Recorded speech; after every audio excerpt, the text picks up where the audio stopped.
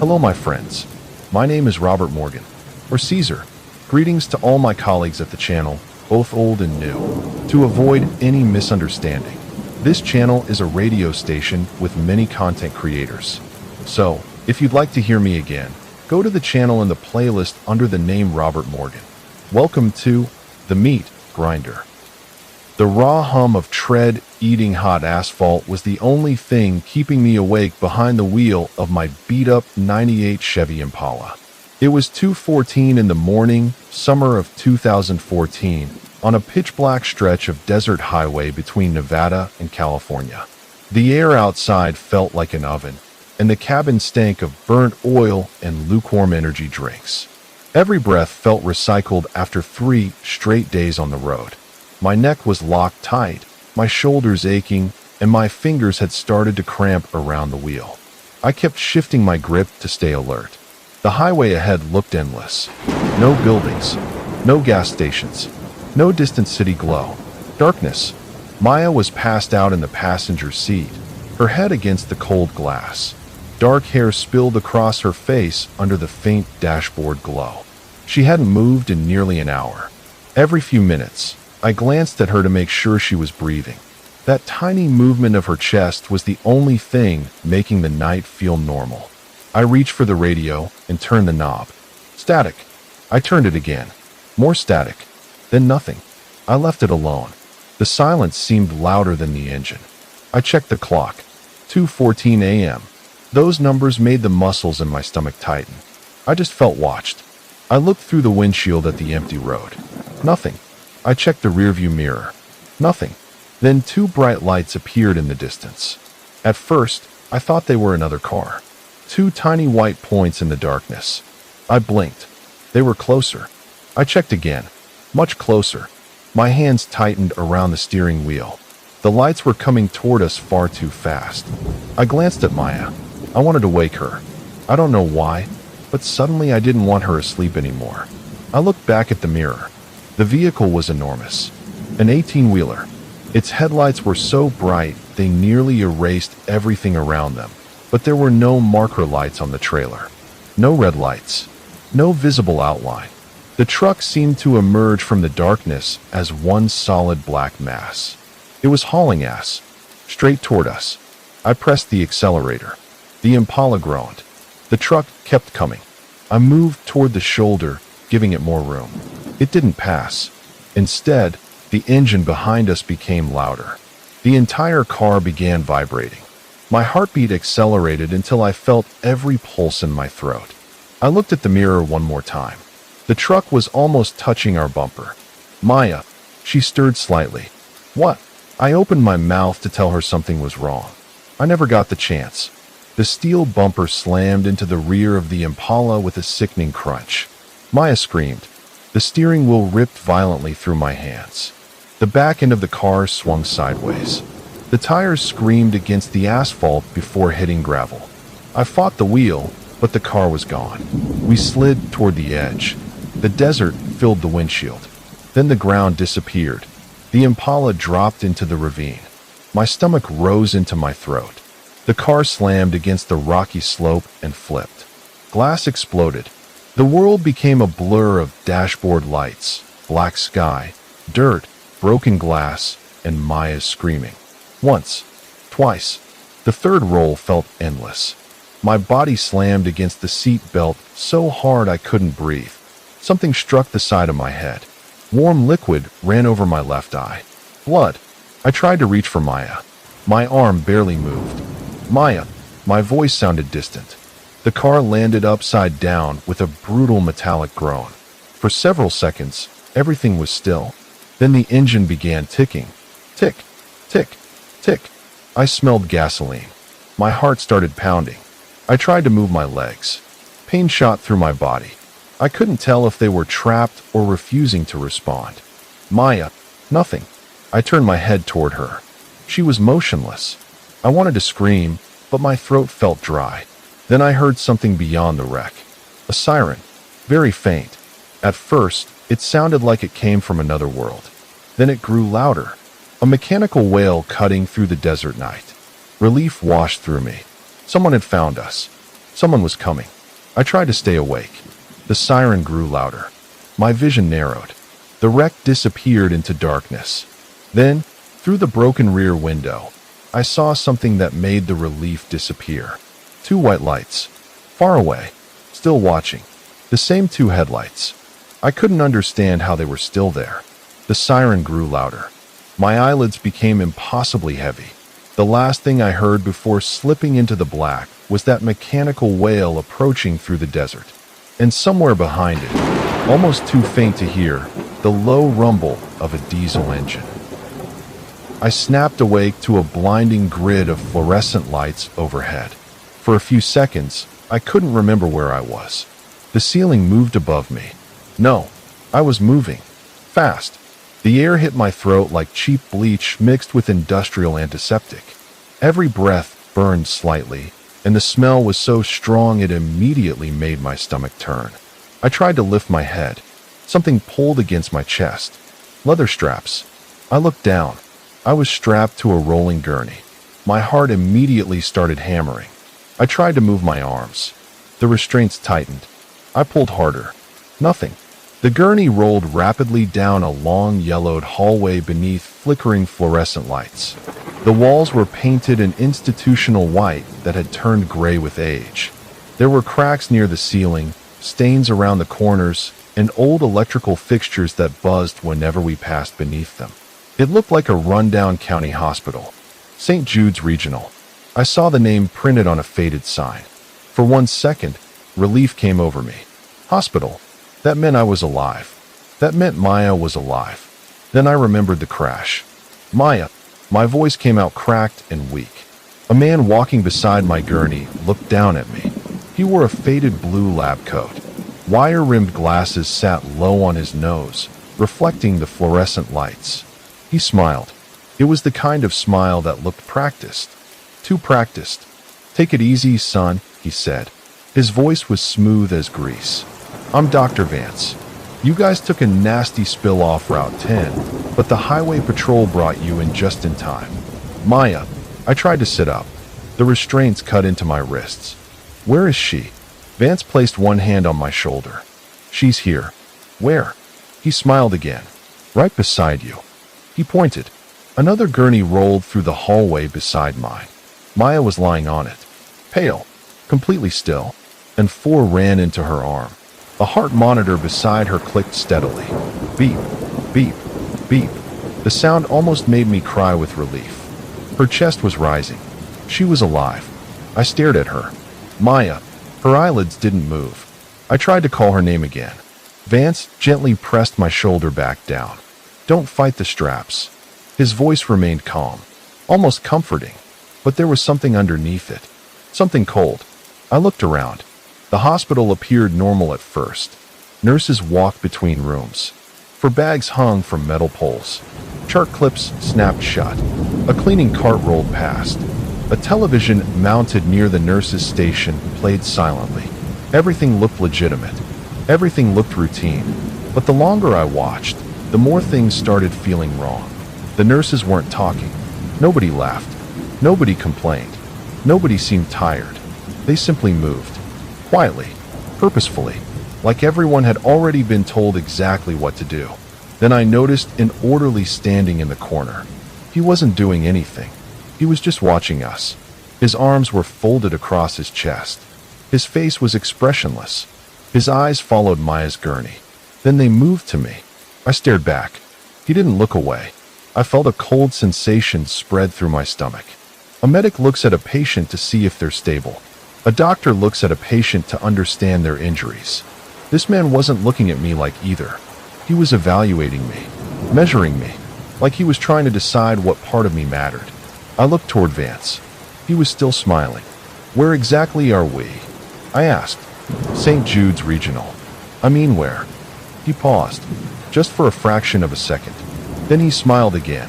"You're safe." That wasn't an answer. I looked at Maya. The monitor continued its steady rhythm. Beep, beep, beep. I focused on that sound. It was the only thing keeping me calm. Then I noticed something. Her monitor had a second line underneath the heartbeat. A number.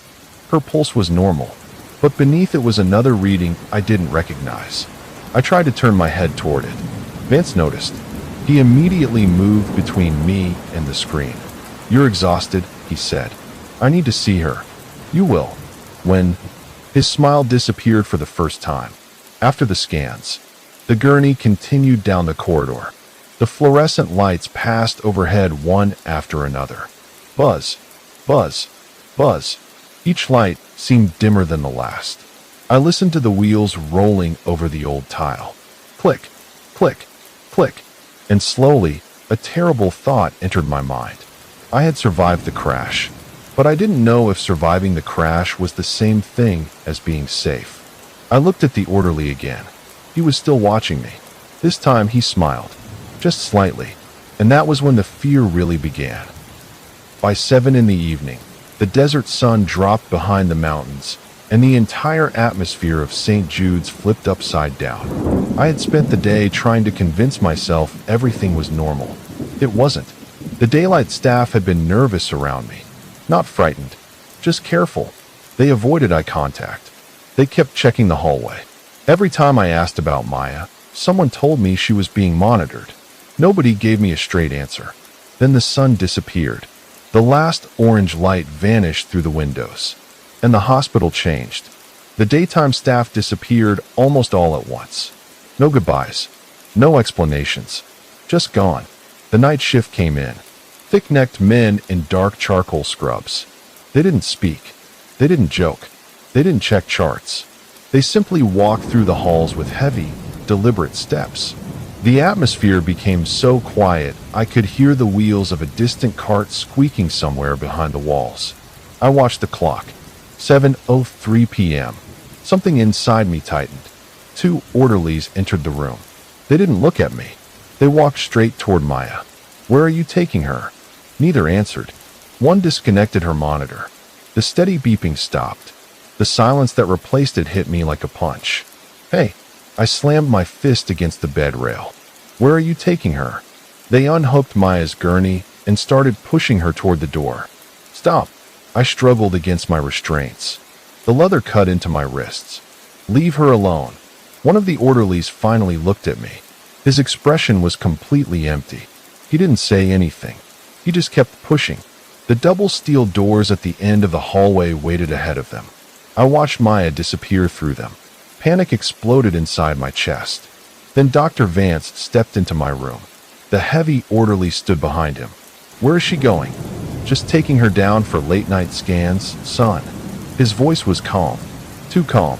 Standard protocol. "No." I stared at him. "She doesn't need scans." Vance's smile returned.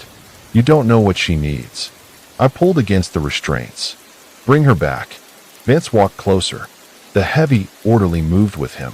I suddenly understood something. They weren't trying to reassure me. They were trying to keep me quiet. "Bring her back." Vance sighed. "You're making this difficult." He pulled a syringe from his pocket. My eyes locked onto it. "No." He reached for the 4-line attached to my arm. I jerked away. The heavy orderly grabbed my left arm and slammed it flat against the mattress. Pain shot through my shoulder. "Get off me." Vance inserted the syringe into my floor. I felt the needle. Then the plunger moved. Cold liquid rushed into my vein. It didn't feel like medicine. It felt metallic. Freezing. The sensation traveled upward through my arm. My fingers began tingling. Then my hand went numb. I tried to pull away. Nothing happened. The numbness spread into my shoulder. Then my chest. Then my legs. "Stop." My voice became weaker. My jaw tightened. The room began tilting. Vance watched me closely. 10 seconds, he murmured. I tried to move my fingers. Nothing. My toes. Nothing. My arms became dead weight. My eyelids grew heavier. I could feel my heart pounding, but my body wouldn't respond to it. I wanted to scream. My mouth wouldn't open. I wanted to turn my head. My neck wouldn't move. The room blurred. The fluorescent lights became long white streaks. Vance leaned over me. "Relax." I hated him for saying that, because I wasn't relaxed. I was terrified. I was completely conscious. I could hear everything. The wheels in the hallway, the distant ventilation system, the heavy footsteps of the orderly, the faint buzzing of the fluorescent lights, my own heartbeat. Everything remained sharp inside my head while the rest of my body disappeared. I couldn't move a single finger, couldn't scream, couldn't even close my eyes. The fear became something physical. It crawled through my thoughts. I suddenly understood the worst possible thing about being paralyzed. You don't lose awareness. You lose control. My body had become a locked room, and I was trapped inside it, wide awake, completely conscious, unable to tell anyone that I was still there. They unstrapped my useless legs and transferred me onto a cold, stainless steel transport tray. I couldn't help them, couldn't move, couldn't even flinch. The metal was freezing against my back, soaking through my shirt and sending a strange chill across my skin. I wanted to shift my weight, but my body might as well have belonged to someone else. Vance pushed the tray himself. The heavy orderly walked beside him. Their voices were strangely casual. That was the part that terrified me most. They talked like they were leaving work, like they weren't pushing a conscious human being through a hospital corridor. "Clean specimen," Vance muttered. He tapped my chest with his pen. I stared at him. My eyes were barely open, but I could see everything. He didn't care. "No alcohol," he continued. "No systemic trauma to the vitals." He glanced at the chart. "The kidneys and liver will fetch top dollar across the border by dawn." My mind refused to process the sentence. I knew what he was saying. I just couldn't accept it. I tried to move. Nothing. I tried to scream. Nothing. My heart began beating faster. Vance noticed the monitor. He smiled. Still strong. I wanted to spit in his face. Instead, I could only stare. They pushed me toward the end of the corridor. There was an elevator there. Not the clean hospital elevators I'd seen earlier. This one was enormous. Industrial. Its steel doors were scratched and rusted around the edges. The heavy orderly opened it. The inside looked like a freight cage. They rolled me in. The doors closed. The hospital disappeared. For the first time since waking up, I couldn't see another person. Just myself reflected faintly in the steel wall. Blood had dried near my temple from the crash. My face looked pale. My eyes looked wrong. Too awake. Too afraid. Vance stood over me. He reached into his pocket and pulled out a rusted key. There was a lock cylinder beside the elevator controls. He inserted the key, turned it, then pressed the lowest button. The elevator shuddered. The floor dropped beneath me. My stomach lurched. Down. Past the ground floor. Past the basement. Still down. The hydraulic machinery groaned through the walls. The sound vibrated through the metal tray beneath me. I stared at the elevator display. The numbers disappeared. There were no lower floors listed. Then the display changed. SB1. My heart started racing. SB2. The heavy orderly looked down at me. He smiled. SB3. The elevator stopped. The doors began opening. A smell hit me immediately. Bleach was gone. The clean hospital smell had vanished completely. The air down here reeked of stale blood, copper, rotted meat, and heavy machine oil. I felt sick. The walls were bare concrete. Dim red halogen lamps hung from the ceiling, throwing long shadows across the floor. The shadows moved whenever the elevator doors shifted. For 1 second, I thought I saw something standing at the end of the corridor. A human shape. I blinked. Nothing was there. The orderly pushed me out. The wheels squeaked against the concrete. Every sound echoed. Every tiny movement seemed amplified. I realized there were no hospital noises down here. No nurses. No patients. No televisions. No phones. Nothing. Just machines somewhere beyond the walls. And the sound of my own breathing. Vance walked beside me. "Welcome to SB3. His voice sounded almost amused. I stared at the corridor ahead. The red lights made the walls look wet. I tried to convince myself it was just the lighting. Then I saw dark stains beneath the wheels. Old ones. And some of them weren't old. The tray rolled forward. I couldn't move. Couldn't fight. Couldn't even close my eyes. As they pushed me deeper into the underground level, one thought kept repeating inside my head. This wasn't a hospital floor. It was a place designed to make people disappear. They rolled me into a makeshift surgical theater lit by two harsh operating lamps. The lights were so bright they hurt my eyes. I couldn't turn away. I couldn't close them. I was forced to stare straight into the room. The walls were lined with rusted shelves. Massive glass jars sat in rows behind them. Yellow formalin filled most of the containers. Inside were human organs. Some were small. Some were large. Some were impossible to identify. I stared at them, trying not to understand what I was seeing. My mind kept rejecting the image. This couldn't be real. Hospitals didn't have rooms like this. Doctors didn't keep things like this.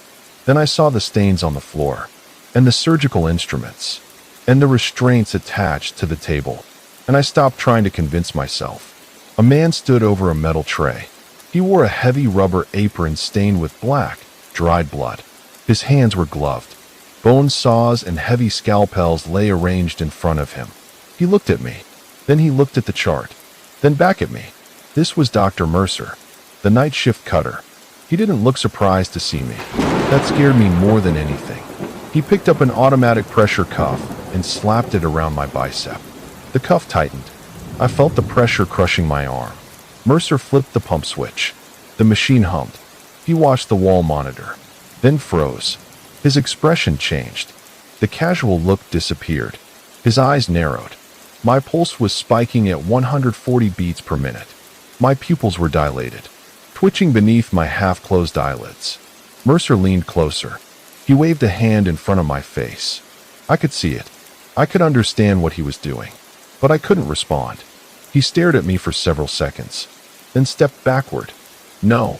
His voice was barely audible. He checked the monitor again. No, no, no. He grabbed the wall-mounted landline. His hand was shaking. He dialed. Vance. His voice cracked. I watched his face. Vance, what the hell are you playing at? He glanced at me again. You sent me a live one. His voice echoed around the concrete room. The kid's awake. He slammed his free hand against the wall. He's fully conscious, you idiot. I felt something inside me change.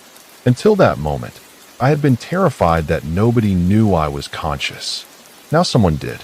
Mercer knew. He could see me. He could see the fear in my eyes. I tried to move. Nothing. I tried to blink. My eyelids barely responded. Mercer continued shouting into the phone.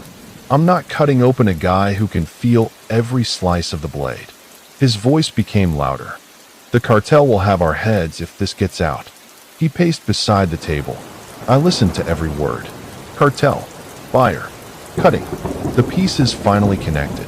I wasn't a patient. I wasn't injured property. I was merchandise. My organs were merchandise. My life had a price. And somewhere above us, Maya was still in their hands. The thought made my pulse climb even higher. Mercer looked at the monitor. Jesus Christ. He stared directly into my eyes. You really are awake. I wanted to tell him everything.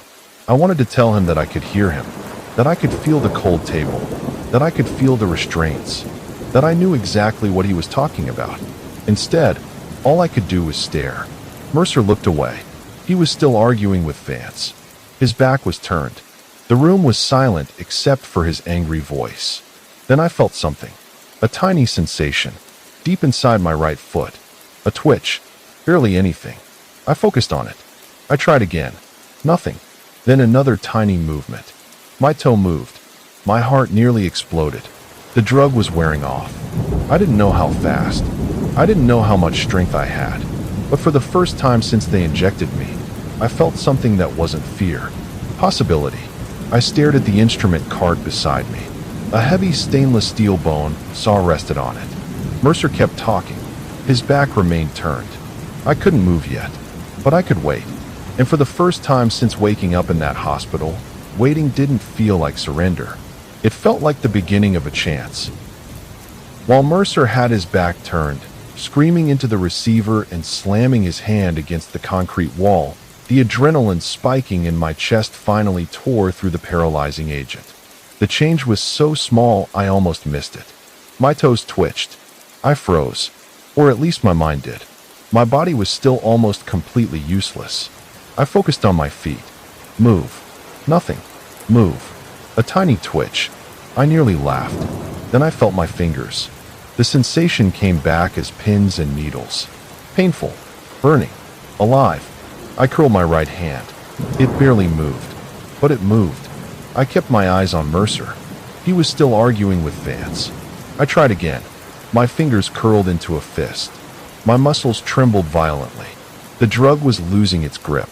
Mercer slammed the phone against the wall. "You're going to handle this." He turned slightly. I immediately relaxed my hand. He looked at me. I stayed completely still. His eyes remained on my face for a few seconds. Then he turned away. My heart was beating so hard I was afraid he could hear it. I needed something. Anything. My right hand slowly slid toward the edge of the steel tray. Every inch felt impossible. The muscles in my arm burned. My fingers slipped. I almost lost control. Then my knuckles struck metal. The instrument cart. The bone saw was right beside me. I pushed my fingers toward the handle. My fingertips touched cold steel. I wrapped my hand around it. The weight nearly pulled my arm off the tray. I held on. Mercer was reaching for another syringe. I understood immediately. He was going to sedate me. He picked up a heavy needle and turned around. His eyes met mine. For a second, neither of us moved. Then he looked down at the syringe. "Sorry, kid." He stepped closer. I heard his boots against the concrete. 1 step. 2. 3. He leaned over the table. The needle came toward my arm. Something inside me snapped. I exploded off the slab. My entire body screamed with pain. My muscles barely worked, but fear gave me what the drug had taken away. I swung the bone saw with everything I had. The heavy steel edge drove into the side of Mercer's neck. His eyes went wide. A strangled, gargling sound came from his throat. Warm blood sprayed across my face and chest. Mercer stumbled backward. He grabbed at his throat.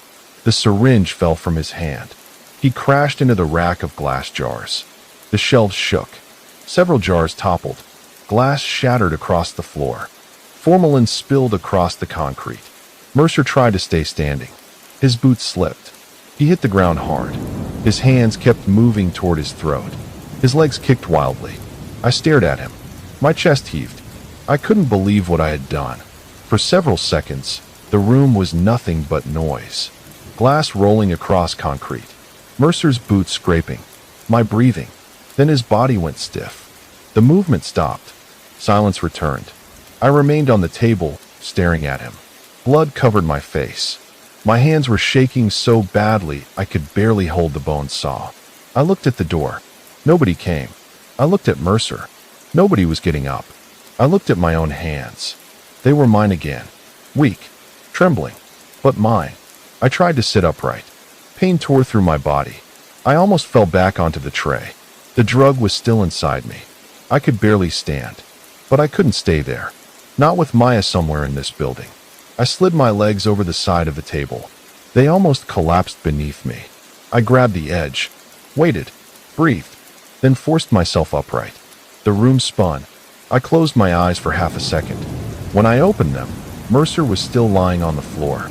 The red emergency lights reflected in the broken glass around him. I looked toward the door. Somewhere above me, people still believed I was helpless. They thought the drug had turned me into a corpse. They were wrong. I dropped the bone saw, then picked it back up. I didn't know how many men were between me and Maya. I didn't know where the exits were. I didn't know how long the drug would keep wearing off. But I knew one thing. I wasn't going to let them put me back on that table. Upstairs on the main floor, Vance was getting restless. He stood behind the nurse's station, staring at the wall clock. 3:37 a.m. His fingers tapped against the counter. He hated waiting. He hated uncertainty even more. Mercer had called him less than 10 minutes earlier, screaming about the patient being conscious. Vance had dismissed him. He had seen frightened patients before. He had seen people wake up unexpectedly. It didn't matter. A heart was a heart. A liver was a liver. A kidney was a kidney. A heart's a heart, Vance muttered to himself. The buyer's truck is arriving at 4 a.m. He looked toward the hallway. And I'm not losing $250,000 payout. He picked up his radio. Nothing.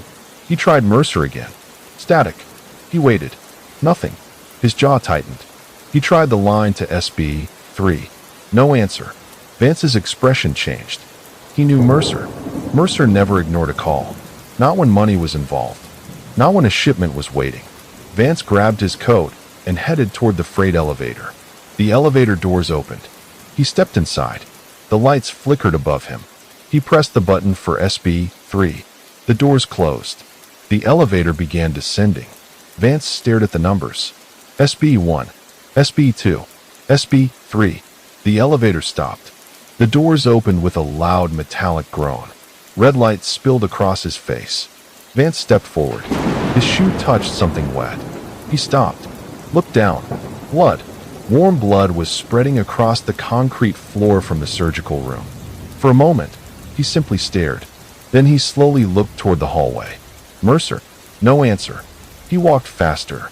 His shoes made wet sounds against the floor. He reached the surgical room. The door was partially open. He pushed it. The sight inside made him freeze. Mercer was lying flat on his back. Blood surrounded him. His throat was torn open. Glass covered the floor. Jars had been smashed. The operating lamp swung slightly above the empty table. Vance stared at it. The table was completely empty. His face went pale. The restraints had been cut. The bone saw was missing. Vance stepped closer. No. He looked around. The room seemed suddenly enormous.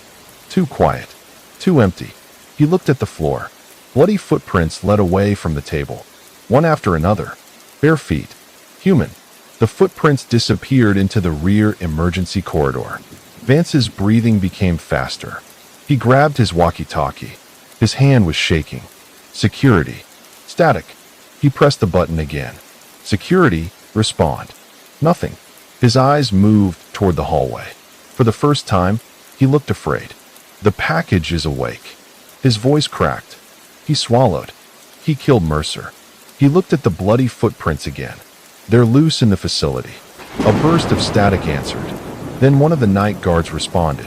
Where? Sub-basement 3. Vance's voice rose. Full lockdown. He looked toward the emergency corridor. Lock every exit. He started backing toward the elevator. Nobody gets out. The guard asked, What about the girl? Vance stopped. Maya. His face hardened. Keep her secured. He stared down the corridor. If he comes looking for her. He paused. Use whatever force you need. Vance lowered the radio. The hallway was silent again. But now the silence felt different. Somewhere down there, a barefoot man who should have been unconscious was moving through the facility. Vance looked at the blood on his shoes.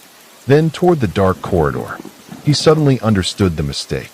They had brought a frightened, injured man into a place built to make people disappear. And somehow, they had given him a reason to fight his way out. Vance turned toward the elevator. Behind him, somewhere deep inside SB3, a faint metallic sound echoed through the darkness. Clink. He froze. Another sound. Clink. Something was moving. Vance raised the radio again. Find him. His voice was barely steady. Find him now. The elevator doors began closing. As the gap narrowed, Vance kept staring into the red-lit corridor. For one brief second, he thought he saw a figure standing at the far end. Barefoot, blood-covered, holding something metallic. Then the doors slammed shut. The hallway disappeared, and the hunt began. I ran barefoot through the pitch-black tunnels of SB3, my lungs burning with every breath I took. I didn't know where I was going. I didn't know how far the emergency corridor stretched. I only knew I had to keep moving. Every step sent a sharp sting through the soles of my feet. The concrete was freezing, covered in slime, rust flakes, and tiny pieces of broken glass that dug into my skin. My legs still felt weak from the drug, and every few seconds my knees threatened to buckle beneath me. I kept going anyway. Behind me, somewhere in the darkness, I could hear distant voices. They were looking for me. I could hear boots striking concrete, a radio crackling, someone shouting, then silence. That silence was worse. I kept expecting a flashlight beam to appear around every corner. The basement was a labyrinth. Exposed steam pipes ran along the walls and ceiling, some of them dripping warm water that hissed when it struck the cold floor. Old electrical conduits twisted through the concrete like black veins. Heavy cables disappeared into holes in the walls. Every few yards, another narrow corridor split away from the one I was following.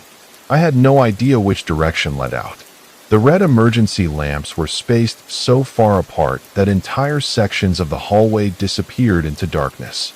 I slowed down. My breathing sounded enormous. Too loud. I pressed one hand against the wall and tried to listen. Nothing. Then I heard something far away. A door closing. I moved again. Faster. I passed an old storage room and saw the door hanging open. I ducked inside. The room was cold. Much colder than the hallway. I looked around and realized what it was. A walk-in cold storage unit. The air smelled like old metal and something sweet and rotten underneath it. I pulled the heavy latch open and stepped inside. Then I stopped breathing. Dozens of black vinyl body bags hung from heavy meat hooks along the ceiling.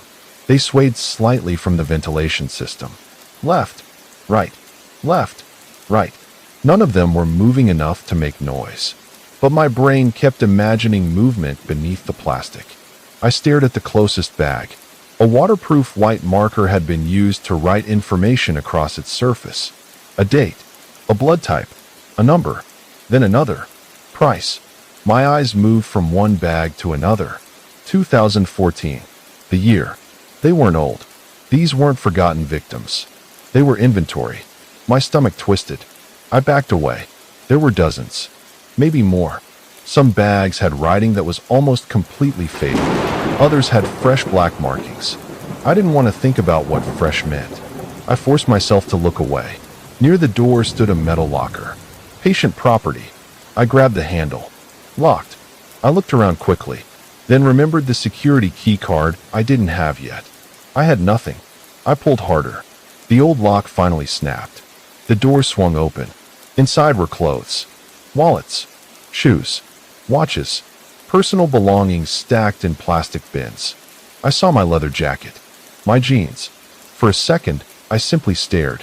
Seeing them made the whole nightmare feel even more real.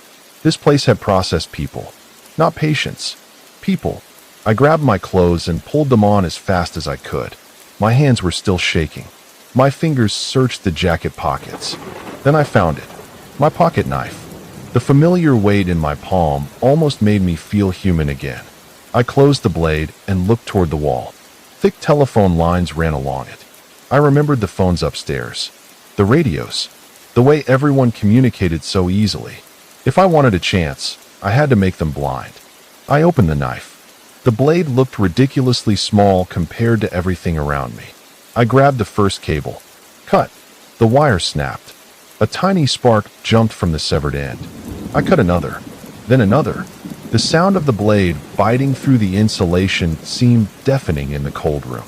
I stopped after the final line. For a moment, nothing happened. Then the distant radio chatter became distorted. Someone shouted. Another voice answered. Then the communication died into static. I stood there listening. The silence felt different now.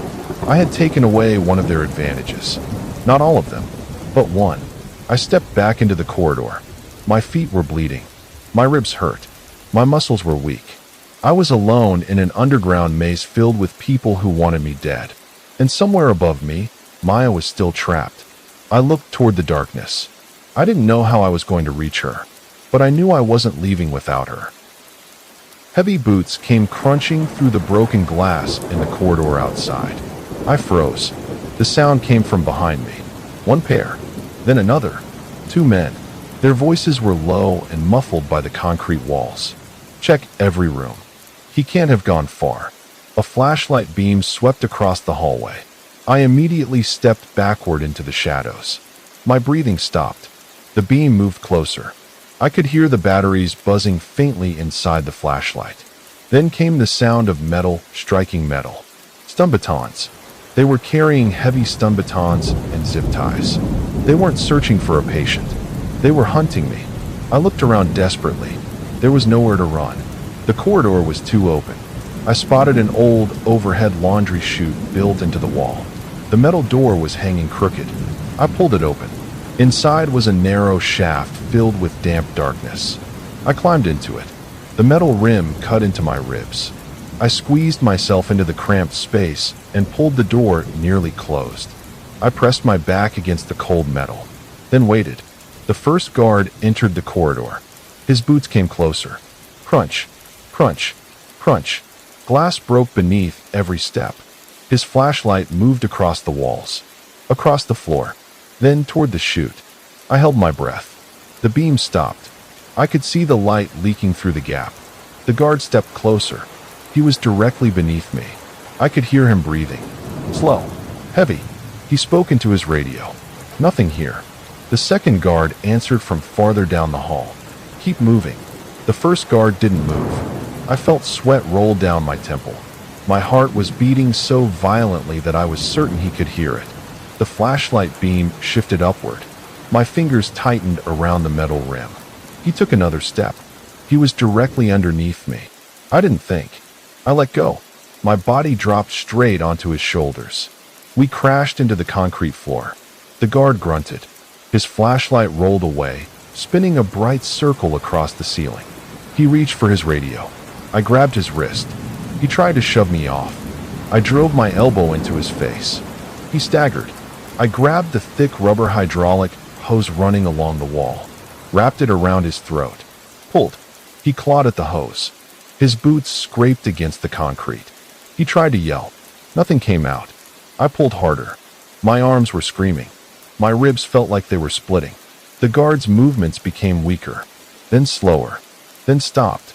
I released him. His body dropped heavily onto the floor. I sat there for a second, trying to breathe. My hands were shaking. I looked at the man. He wasn't moving. The other guard was still somewhere down the corridor. I couldn't stay there. I grabbed the dead guard's master security keycard, then his high-output flashlight, then the heavy-duty taser. I clipped the gear to my belt. The radio crackled. "Where are you?" I looked toward the corridor. The second guard was coming. I grabbed the flashlight and moved. The beam cut through the darkness. I kept it pointed down. I didn't want to advertise where I was. I moved past the guard's body. For a moment, I saw my reflection in a broken piece of glass. Blood covered my face. My clothes were torn. My eyes looked wild. I barely recognized myself. But there was something else in my expression. I wasn't running anymore. I had spent hours being dragged, restrained, drugged, and treated like an object. I had been terrified. I was still terrified. But fear wasn't controlling me anymore. Maya was. Every thought led back to her. Every hallway. Every locked door. Every man between us. I tightened my grip on the taser. I looked toward the stairwell. Then toward the elevator. The elevators were probably locked. That meant there had to be another way up. I started walking. Not away from the hospital. Toward it. I was going back for Maya. With Vance locking down the elevators from the master terminal, the main lifts were completely dead. I found that out when I swiped the stolen security card across the elevator panel. Nothing. The doors didn't move. I tried again. Nothing. A small red light blinked above the reader. Access denied. I stared at it. Then I heard footsteps somewhere behind me. I turned. No one. But I knew they were coming. The main lifts were useless. My only way out of SB3 was the old vertical maintenance shaft built into the back wall of the boiler room. I had seen the door earlier. It had looked like something nobody had touched in decades. I ran toward it. The boiler room was enormous. Old pipes covered the ceiling. Steam hissed from a damaged valve. The heat was brutal compared to the freezing corridors outside. I reached the service hatch, jammed the master key card into the reader. For a second, nothing happened. Then the lock clicked. I pulled the rusted iron door open. A wall of darkness waited behind it. I looked up. The shaft disappeared into blackness. 100 feet, maybe more. Iron rungs were built into the concrete wall. No elevator, no lights, no safety cable, just a vertical climb. I swallowed. My body was already exhausted. My ribs hurt. My legs trembled. My vision kept swimming with dark spots. But there was no other choice. I grabbed the first rung, pulled myself up. My muscles screamed. I climbed. One rung, then another, then another. The shaft smelled like dust, rust, and old machinery. Every breath echoed around me. I didn't look down. I knew if I did, I might freeze. The darkness beneath me seemed endless. I climbed higher. My hands began slipping. Sweat made the metal slick. I wiped one palm against my shirt. Kept climbing. Halfway up, the radio clipped to my belt crackled. I nearly lost my grip. Vance's voice came through the speaker. "Find him." His voice was panicked now. "If that kid makes it to the street, every single one of us is going to federal prison." Another voice responded. "We're checking SB 3. Check everywhere." Vance shouted. "He can't disappear." I looked up. The shaft seemed darker than before.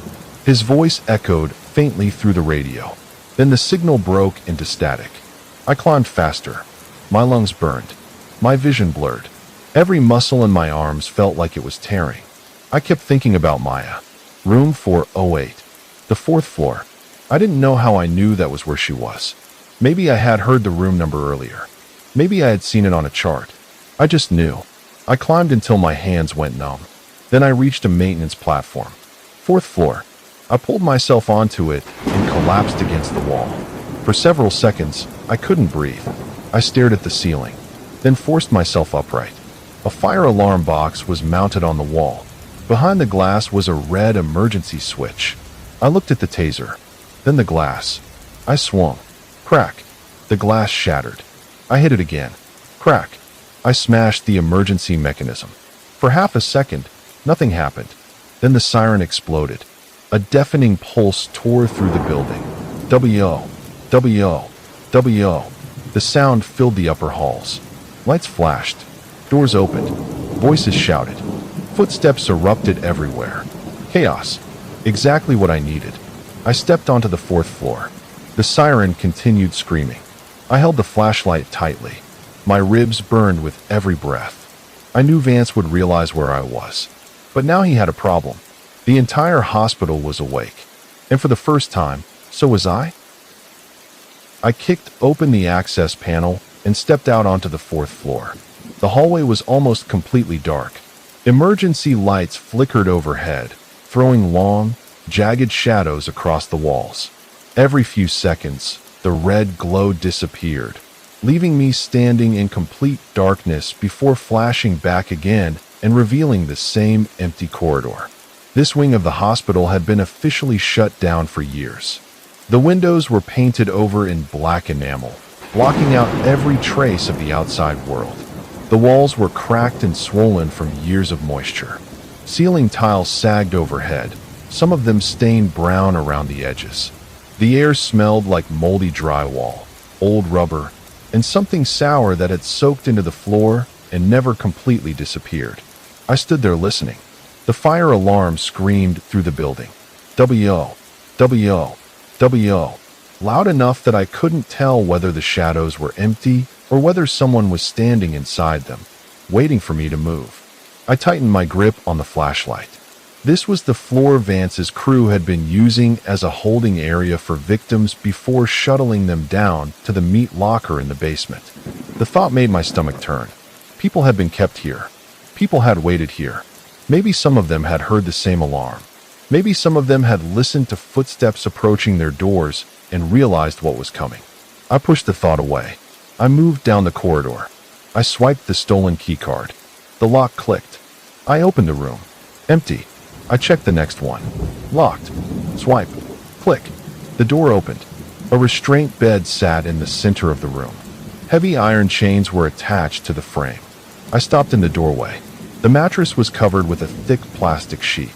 There were dark stains beneath it. I shut the door. The next room was worse. Another bed. Another set of chains. Blood-stained curtains hanging around the walls.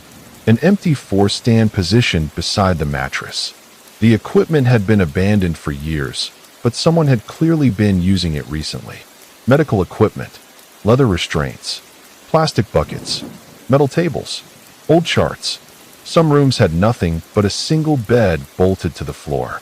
Others had enough equipment to make them look like miniature operating rooms. Then I noticed the charts. They were pinned to the doors. I stepped closer to one. The paper trembled slightly from the ventilation system. A red stamp covered the front. Harvest ready. I stared at those words. For several seconds, I couldn't move. My mouth went dry. I pulled the chart free. Names, dates, blood types, medical histories, everything needed to turn a human being into a list of usable parts. I dropped it. The paper hit the floor. The sound seemed impossibly loud. I looked down the hallway. Nothing. I picked up the flashlight again. My heart was pounding so hard it hurt. Tom was running out. I knew it. Every second I spent searching gave Vance another second to find me.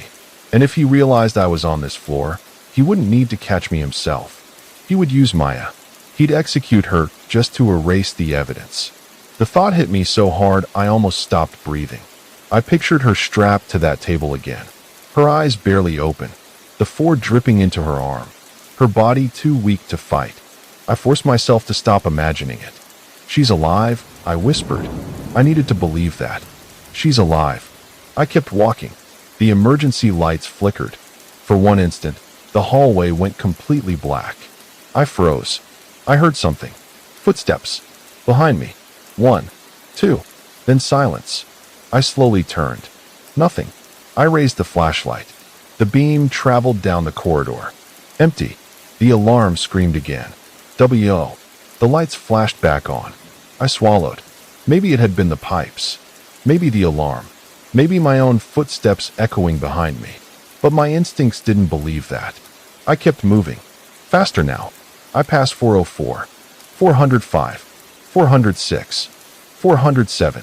Then I saw it. 408. The very last room. My heart slammed against my ribs. I stopped outside the door. There was something scratched into the paint. I couldn't make out the words. I raised the flashlight. The beam shook slightly in my hand. Then I heard it.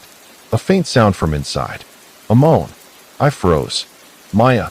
Nothing. I stepped closer. Another weak sound. This time I knew it. It was her. My fingers tightened around the keycard. I swiped it. The lock clicked. I placed my hand against the door. Behind it was the woman I had been fighting through this entire nightmare to reach. But I also knew something else.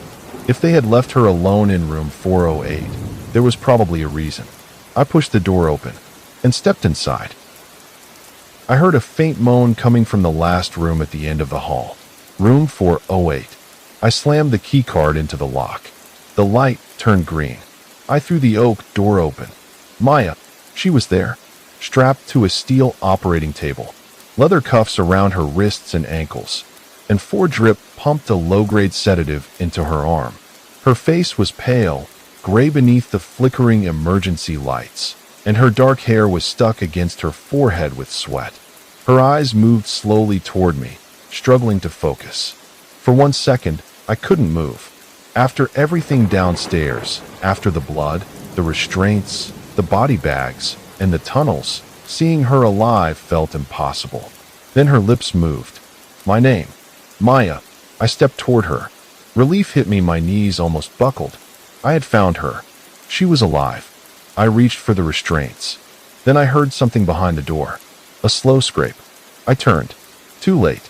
A shadow stepped out from behind the door. It was Vance's head of security, the man I had seen in the facility. 6'5". He held an iron sledgehammer in one hand and a tactical hunting knife in the other. He stared at me. My hand went toward the taser clipped to my belt. His eyes dropped to it. He smiled. Then he moved. The sledgehammer swung at my chest. I tried to get out of the way. The iron head hit my ribs. Pain exploded through my left side. I felt something crack inside my chest. The impact lifted me off my feet and threw me across the room. My back slammed into a glass medicine cabinet. The cabinet exploded behind me. Glass rained across the floor. I hit the linoleum hard. I couldn't breathe. I opened my mouth. Nothing. I tried again. A gasp escaped. My body was already failing. I pressed one hand against my chest. The pain was unbearable. The guard stepped toward me. His boots moved across the glass. Crunch, crunch, crunch. He knew I couldn't get up. I looked toward Maya. She was staring at me. Her eyes were wide. She tried to pull against the restraints. The steel table rattled. No. Her voice was weak. The guard stepped over me. He raised the hunting knife. The blade caught the emergency light. For 1 second, I stared at the point. It was aimed directly at my throat. My heart started pounding. I tried to move backward. My arms barely worked. The guard raised the knife higher. Maya made another sound. Please. I didn't know if she was begging him or me. I looked around. The room seemed to shrink. The walls felt closer. The alarm continued screaming outside. W.O. W.O. The guard lifted the knife. I knew what was coming. I was too weak to stop it. My body was already failing. I tried to push myself backward. My palm slipped on the wet floor. The knife began descending. I reached blindly beside me. My fingers touched metal. The fallen force stand. I grabbed it. The pole had snapped when the guard knocked it over. The broken stainless steel end was jagged and sharp. The guard stepped closer. I waited. The knife came down. I moved. Every ounce of strength I had left went into one motion. I drove the jagged pole upward with all my weight. The point struck straight beneath his chin. The guard stopped. His eyes widened. A wet gasp escaped him. The knife fell from his hand. The sledgehammer crashed onto the floor. He staggered backward. Blood ran from his mouth. His hands reached toward his throat. He tried to breathe. Nothing came out. His knees buckled. He fell sideways like a felled tree. The impact shook the room. Blood spread across the linoleum beneath him. I remained on the floor. I couldn't believe I was still alive. My chest rose and fell in shallow breaths. I looked at the guard. He wasn't moving. Then I looked at Maya. She was staring at me. Tears had gathered in her eyes. I forced myself upright. The room spun violently. I grabbed the edge of the operating table. Pain ripped through my ribs. I almost collapsed. Maya whispered my name. I'm here. My voice was barely recognizable.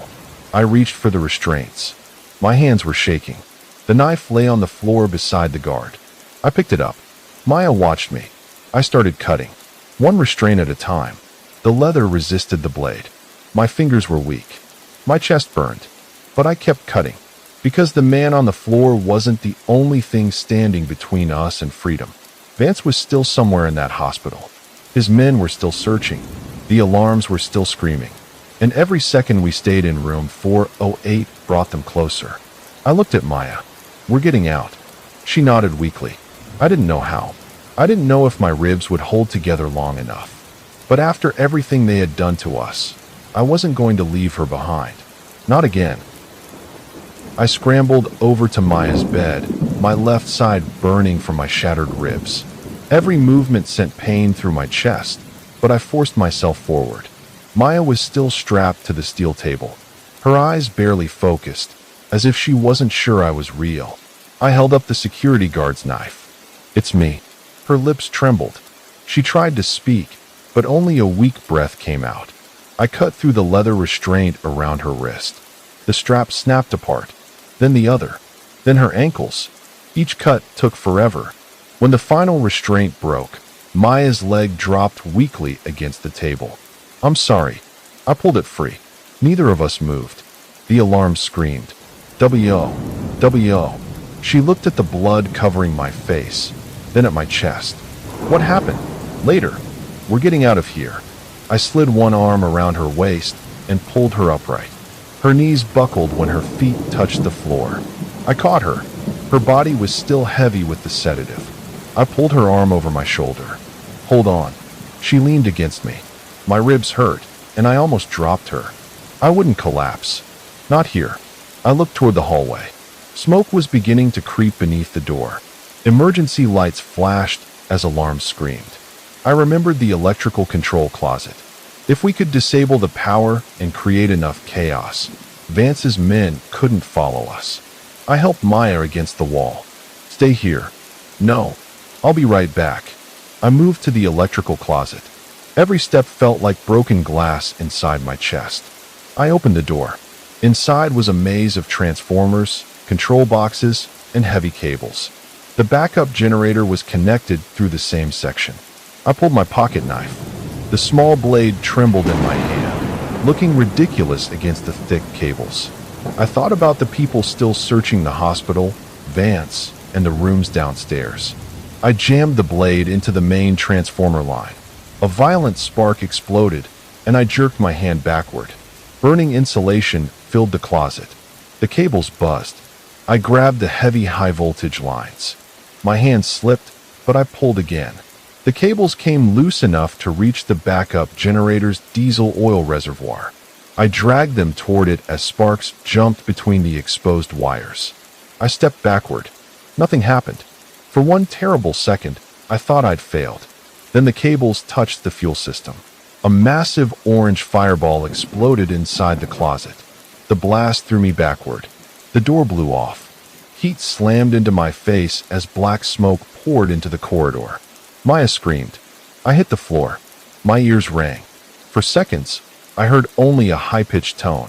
The fire sprinklers activated, and water rained from the ceiling. The emergency system went insane. W.O. W.O. The alarm became deafening. Water poured over the hallway as smoke rolled along the ceiling and the lights flickered. I pushed up. My ribs felt like they were breaking again. I grabbed her arm. Come on. She leaned against me.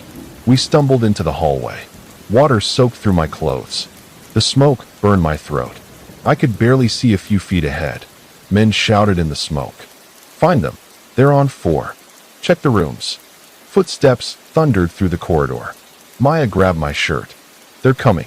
I know. I pulled her closer. We moved through smoke. Every step hurt. Every breath felt like fire. The smoke was helping us. It hit us. Emergency lights turned the falling water into red and white flashes. For a second, I saw a figure at the far end of the hallway. I stopped, and it disappeared behind the smoke. Go. I pushed Maya forward. We reached the next corridor. A door slammed behind us. Someone shouted. Boots ran closer. I tightened my grip on Maya. The emergency exit sign appeared ahead. A small green rectangle glowing in the darkness. There. Maya nodded. We moved toward it. My legs shook. My chest burned. I wasn't sure how much longer I could stand. The door was closer. 10 feet. 5. 3. Behind us, the voices grew louder. Don't let them out. I grabbed the emergency bar. Maya pushed with me. We forced the doors open. Cold air rushed in. Rain. Real rain. Fresh air hit my face. For the first time in hours, I smelled the outside world. We stumbled outside. Behind us, the alarms still screamed. Ahead was the ambulance bay, and beyond it, the desert. I looked at Maya. She looked back at me. Neither spoke. We knew we weren't safe yet, but we were no longer trapped inside that room. We stepped into the rain, and behind us, St. Jude's continued burning in the dark. Carrying Maya on my back, I kicked open the emergency exit doors, bursting into the cold desert rain over the ambulance bay. I inhaled deeply. Fresh air hit my lungs like ice. For 1 second, I almost collapsed. Not because I was safe, because my body finally realized how badly I was hurt. My ribs felt like they were grinding with every breath. My legs trembled under Maya's weight. My arms went numb, but I kept moving. Maya's arms were weakly wrapped around my shoulders. Her head rested against my shoulder. Keep holding on. I could barely hear her breathing over the rain and alarms. She tightened her arms. We stumbled across the slick pavement. The ambulance bay was filled with abandoned vehicles, overturned equipment, and puddles reflecting red lights. Black smoke poured from St. Jude's upper floors. Orange flames flickered behind broken windows. The building looked like it was coming apart from the inside. For the first time since the crash, I thought we might make it. Then I saw movement. A figure stepped from behind a parked van. I stopped. Maya's arms tightened around me. My heart dropped. Dr. Vance. His white coat was soaked. He held a snub-nosed revolver in both shaking hands. The calm doctor from upstairs was gone. Only rage. You ruined everything. His voice was nearly swallowed by rain. He raised the gun. The barrel pointed at my forehead. I froze. Maya made a weak sound. Vance moved closer.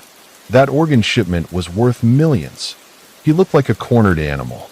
You don't understand what you did. I stared at it. Everything suddenly became quiet. The rain, the fire, the sirens. Even Maya's breathing seemed distant. My world narrowed to that gun. Vance's finger moved toward the trigger. His face twisted with hatred. I could see the barrel's dark opening. You should have stayed unconscious. His finger tightened. I moved. I dove sideways. Maya slipped from my back. I caught her before she hit the pavement and threw her into the cab of a running ambulance. Vance fired. I felt air move past my face. The gunshot cracked through the night. The bullet struck behind me. I climbed into the driver's seat. I grabbed the wheel. The ambulance engine was running. I didn't think. I slammed my foot onto the gas. The ambulance roared forward. Vance stumbled backward. I cut the wheel. The heavy chrome bumper swung toward him. Then the bumper slammed into him. His body struck the wall. The impact stopped him. I didn't stop. I kept my foot down. The ambulance tore across the parking area. Ahead was the chain-link security gate. I didn't slow. The ambulance smashed through it. Metal screamed. The gate twisted around the front of the vehicle before tearing away. Chain-link pieces flew across the pavement. Then we were out. Interstate 10 stretched ahead of us. Rain covered the highway.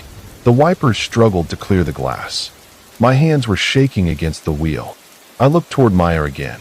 She was slumped against the seat. Her eyes were closed. Maya, her eyes opened. I'm here. I reached across. She grabbed my hand. I squeezed it. Neither spoke. Behind us, St. Jude's burned against the black sky. Then I saw headlights. Dozens. Red and blue lights appeared in the distance.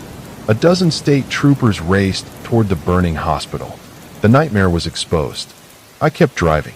The hospital grew smaller in the mirror. Flames reflected on the wet road. Smoke disappeared into the storm clouds. I looked at Maya. She was still holding my hand. Her fingers were cold and trembling. I tightened my grip. Orange rays of sunrise appeared over the horizon. The darkness slowly turned gray, then gold. I watched the hospital until it became a distant glow, but I would never forget what was underneath. The body bags, the restraints, the charts, the names, the people who had disappeared inside those walls. St. Jude's looked like a hospital from outside. White walls, medical signs, clean hallways. But underneath, it was something else. A machine built to turn helpless people into merchandise. And now that machine was burning. Maya leaned against the window. I kept on driving.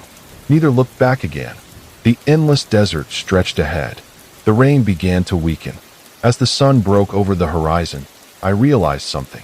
We had escaped the hospital, but part of me was still down there, still running through the tunnels, still hearing those boots, still staring at those black body bags swinging from the ceiling. I squeezed Maya's hand. She squeezed mine back. I kept my eyes on the road, and St. Jude's disappeared behind us.